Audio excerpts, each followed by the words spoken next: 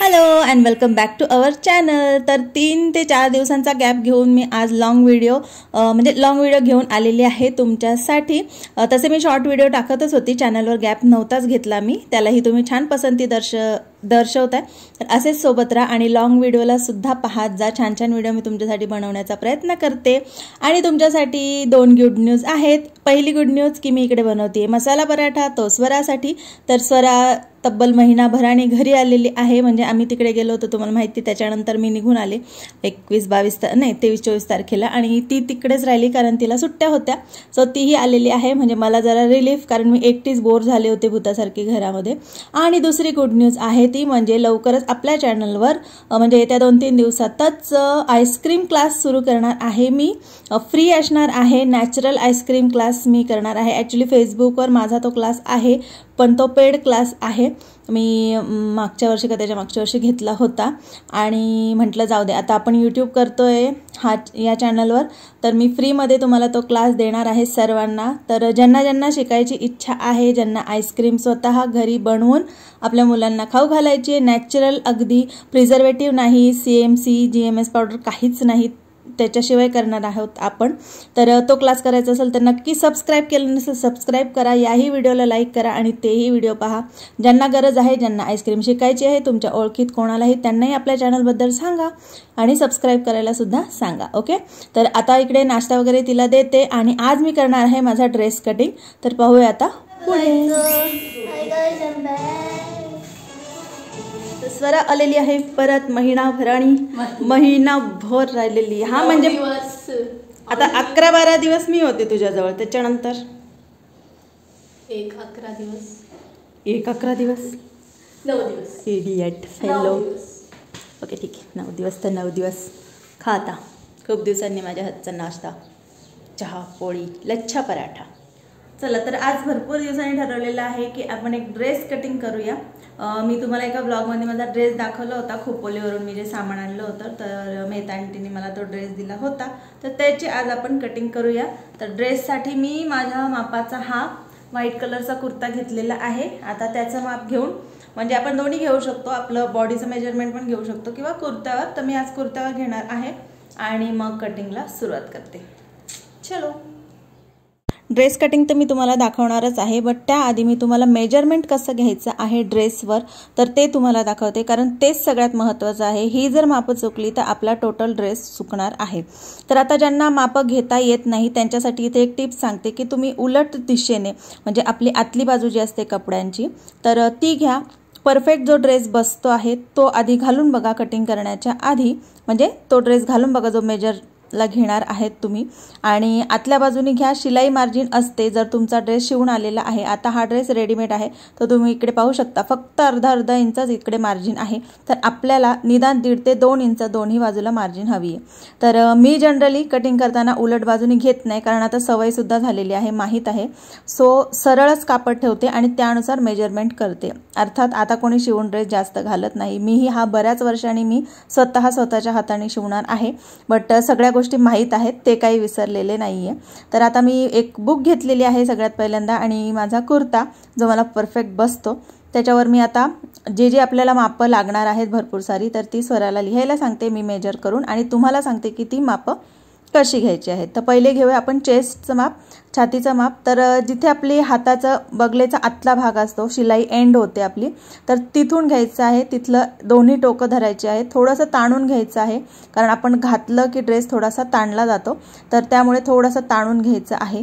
आणि जेवढं तुमचं माप येईल, जेवढं चेस्टचं माप येईल, तुमचं किती असू द्या, 20, 22, 21, कितीही असू द्या तुमचं, तर त्यामध्ये आपल्याला पहिले तर काय करायचं की आपण एकाच साईडने ड्रेस मेजर करतो, त्याच्यामुळे त्याचं डबल करायचं, म्हणजे आपल्या पूर्ण गोल अंगाचं किंवा गोल आपल्या छातीचा आपला भाग येईल। ओके, सो आता समजा माझं इथे 20 आलेलं आहे किंवा 22 आलेलं आहे, तर त्याचे मी डबल करणार, म्हणजे 44, ओके 44, आणि त्यामध्ये शिलाई मार्जिन ठेवण्यासाठी 4 इंच वाढवणार, म्हणजे छातीचा जो फिटिंगचा भाग आहे, त्या फिटिंग आहे त्याच्यानंतर 4 इंच ही शिलाई मार्जिनसाठी ठेवणार आहे। क्लिअर। आता इथे मी घेते कमर उंची, तर आता माझी कमर उंची मला जनरली माहिती आहे माझ्या उंचीनुसार 14 इंच। हे जे शोल्डर आहे तिथून खाली आपण 14 इंच घेणार आहे।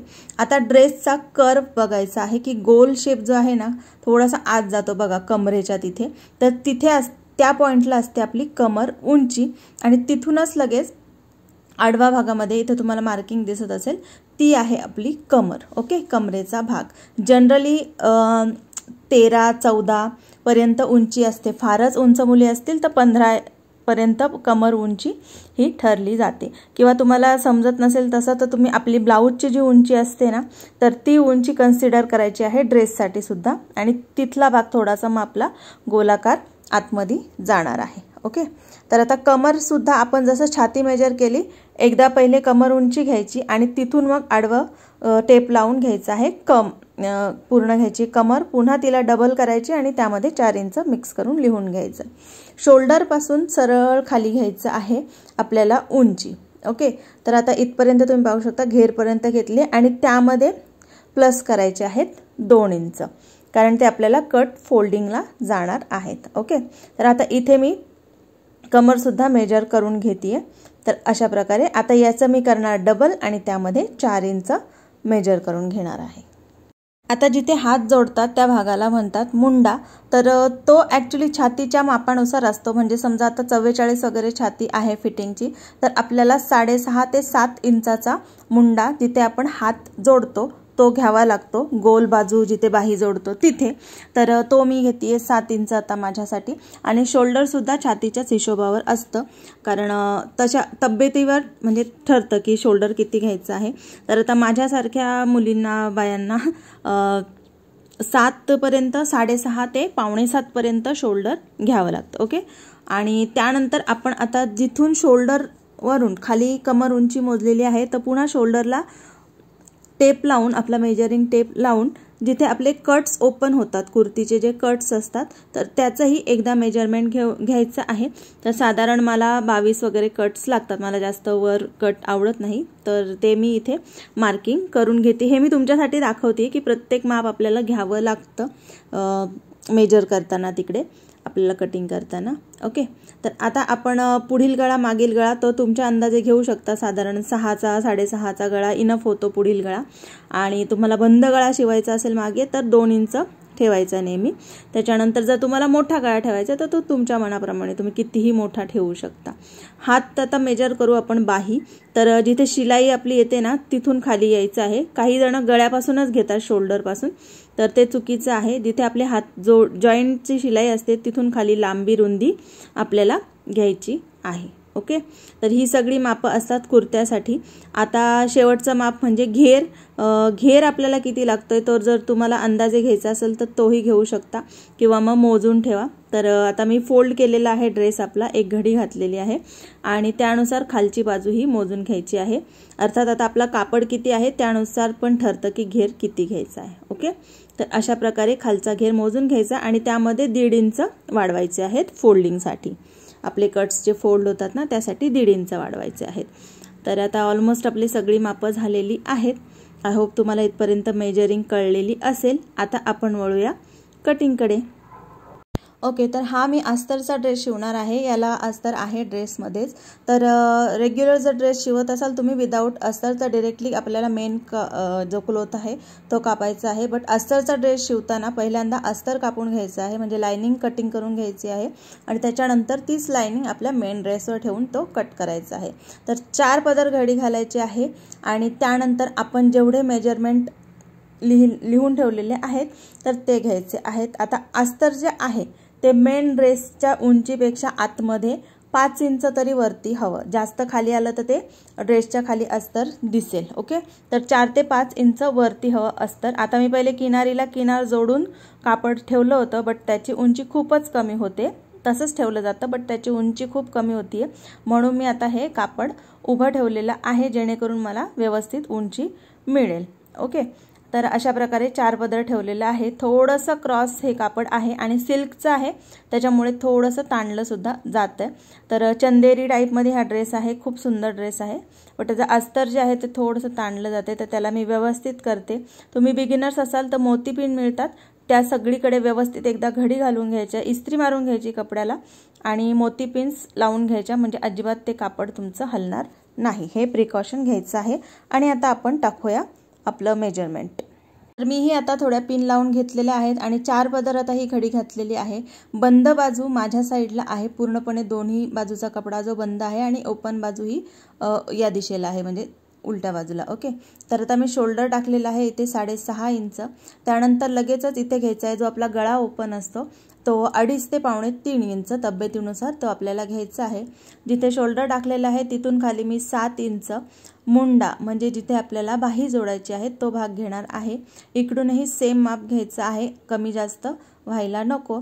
आणि पट्टीच्या सहाय्याने याला आपल्याला जॉईंट करून घ्यायचं आहे.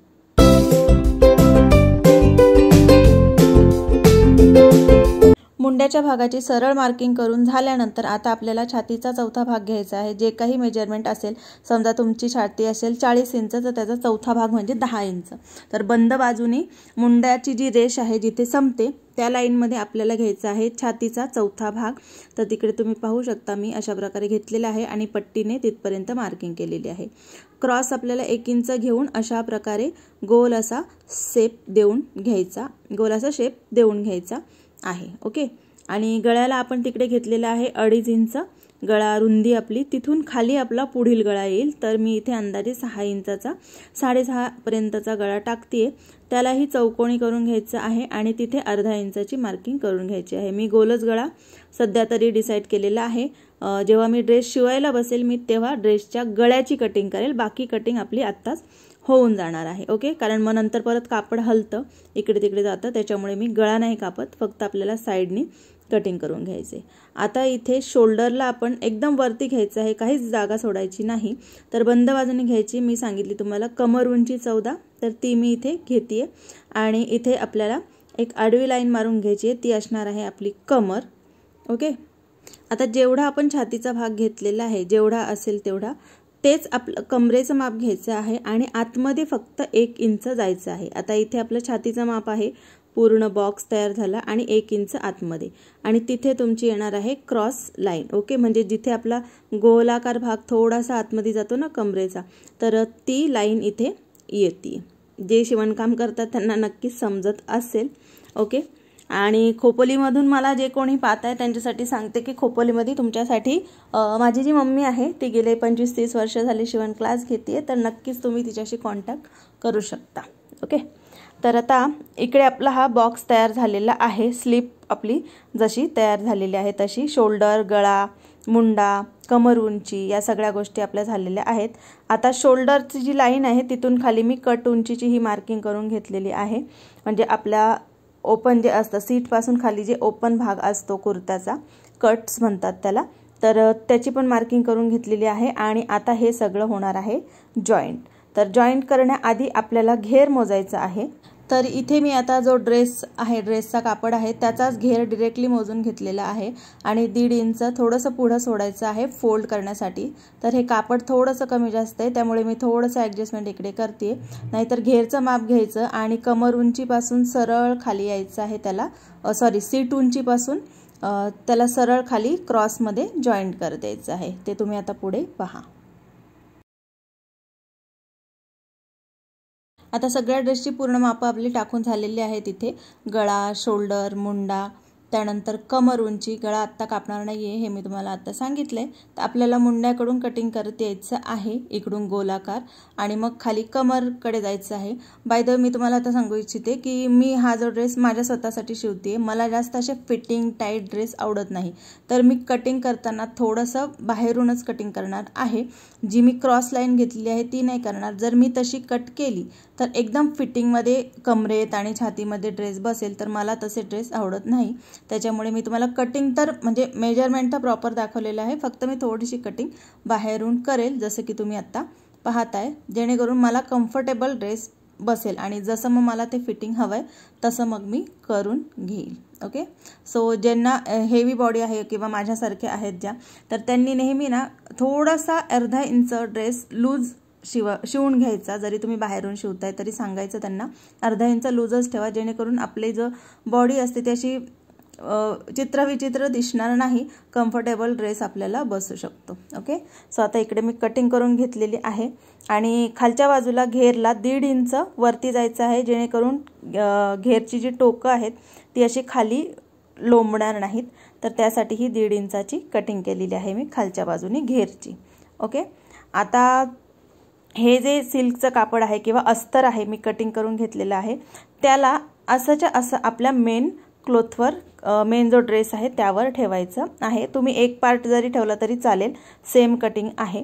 तर मी आता याला पिन वगैरे लावून घेते आणि दोन्ही पार्ट मी व्यवस्थित आपला जो ड्रेसचं मेन कापड आहे त्यावर ठेवून घेते आणि लास्टली मी याच्यावर फिटिंगच्या सुद्धा लाईन्स करून घेतलेल्या आहे. आता हा जो आपला मेन क्लोथ आहे किंवा मेन ड्रेसचं कापड आहे त्याला मधून जॉईंट होतं शोल्डरच्या बाजूनी आणि गळापट्टी दिलेली आहे. तर ते दोन्ही गोष्टी मी बाजूला करून घेणार आहे, म्हणजे मागचा भाग वेगळा पुढचा भाग वेगळा आणि गळापट्टी सुद्धा काढून घेते जेणेकरून कटिंग करायला आणि शिवायला कम्फर्टेबल पडेल. ओके, आता हे मेन जे कापड आहे ते मी उलट बाजू करून त्याची अंथरून घेतलेलं आहे, डबल घडी घातलेली आहे, कारण आपण मागचा भाग वेगळा केलेला आहे. तुम्ही जर एकत्र कापत असाल तर 4 पदर घडी येईल आणि बंद बाजूकडे गळा ठेवायचा आहे. आणि दुसरी गोष्ट, कधीही मार्किंग करताना उलट्या कपड्यावरच करायची आहे, सरळ बाजूला मार्किंग करायची नाही, नाहीतर मग ती खूप दिवसांसाठी दिसत राहते, कारण हे जे चॉक असतात ते डार्क असतात. तर आता इथे आपलं काम एकदम सिंपल आहे. डबल पदरची घडी घातलेली आहे मी आणि खाली, कारण की लेस आहे खालून मला फोल्ड करायचं नाही, तर आपण खालून उंची मेजर करायची आहे, खालून कापड एक्स्ट्राचं सोडून द्यायचं आहे आणि शोल्डर व्यवस्थित करून घ्यायचं आहे. तर इथे कट टू कट कापड आहे तसं, तर मी शोल्डरला व्यवस्थित घेतलेलं आहे. अस्तर आहे जे कटिंग केलेलं ते परफेक्टली आपण अशा प्रकारे ठेवून घ्यायचं आहे. यामध्ये थोडा वेळ गेला तरी चालेल आणि मार्किंग करून घ्या तुम्हाला हवे असेल तर, नसेल तर डायरेक्टली कट केलं तरीही चालेल. जसंच्या तसं कट करायचं आहे, फक्त अर्धा इंच जास्तीचं सोडायचं आहे, कारण अस्तर जे आहे ना ते इकडे तिकडे हलतं.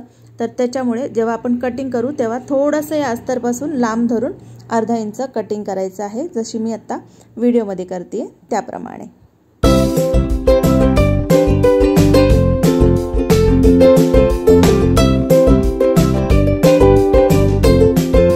पुढील भाग आपला कटिंग करून झालेला आहे. आता बॅक साईड कटिंग करूया. बॅक साईडच्या कापडमध्येच आपल्याला दिलेला आहे हाताचा सुद्धा भाग, म्हणजे हा कापड जास्तीचा आहे.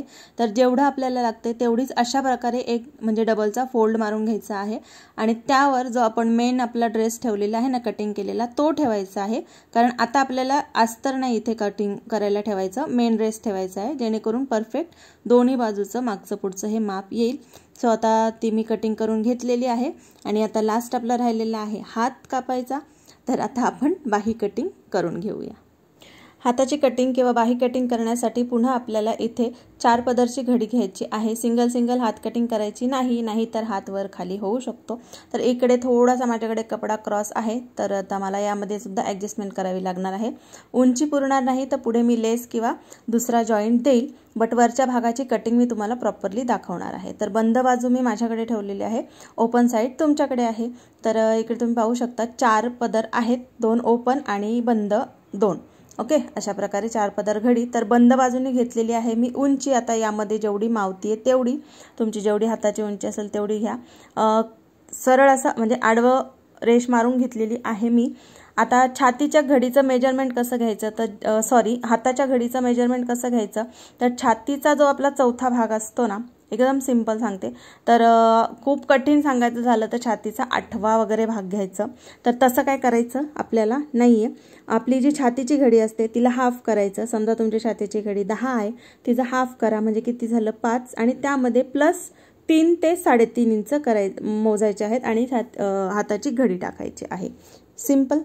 तर आता उंची घेतली, उंचीपासून इकडे खाली जे क्रॉस गेले ना मी, तर या ठिकाणाहून मी घेतलेला आहे 3.5 ते 4.25 इंच आणि तिकडे आपल्याला गोलाकार शेप द्यायचा आहे. खाली बाही रुंदी घेऊन तिकडे क्रॉस जॉईंट केलेला आहे. तर अशा प्रकारे गोल जॉईंट केलेला आहे, गोल शेप दिलेला आहे आणि क्रॉस आपलं जे हाताची शिलाई असते तो भाग आहे.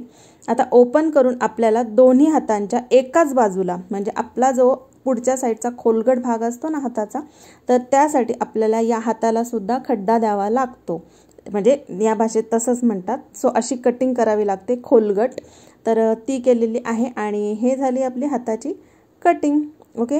हाताची कटिंग बऱ्याच जणींना जमत नाही. जर तुम्हाला यावर आणखी सेपरेट व्हिडिओ एकदा हवा असेल तर मला नक्की कमेंट करा, तर मी तुमच्यासाठी तो व्हिडिओ नक्की बनवेल, स्पेशल फक्त हाताची कटिंग. ओके. तर अशा प्रकारे आपली हाताची कटिंगसुद्धा झालेली आहे. तर अशा प्रकारे आपल्या ड्रेसची पूर्ण कटिंग झालेली आहे. व्हिडिओ मोठा झालेला आहे कारण मी डिटेलमध्ये सगळ्या गोष्टी सांगण्याचा प्रयत्न केलेला आहे. आय होप तुम्हाला हा व्हिडिओ इन्फॉर्मेटिव्ह ठरला असेल. नसेल काही कळलं तर नक्कीच कमेंट करा, मी तुम्हाला सांगण्याचा प्रयत्न करेल किंवा त्यावर व्हिडिओ बनवण्याचा प्रयत्न करेल. सो आपली कटिंग झालेली आहे. आता नेक्स्ट आपण बघूया या ड्रेसला शिवायचा कसा आहे आणि त्यानंतर मग सलवार वगैरे कटिंग. तर व्हिडिओ आवडला असेल तर नक्की लाईक, शेअर आणि सबस्क्राईब करा. पुन्हा भेटूया पुढच्या व्हिडिओमध्ये. Bye bye.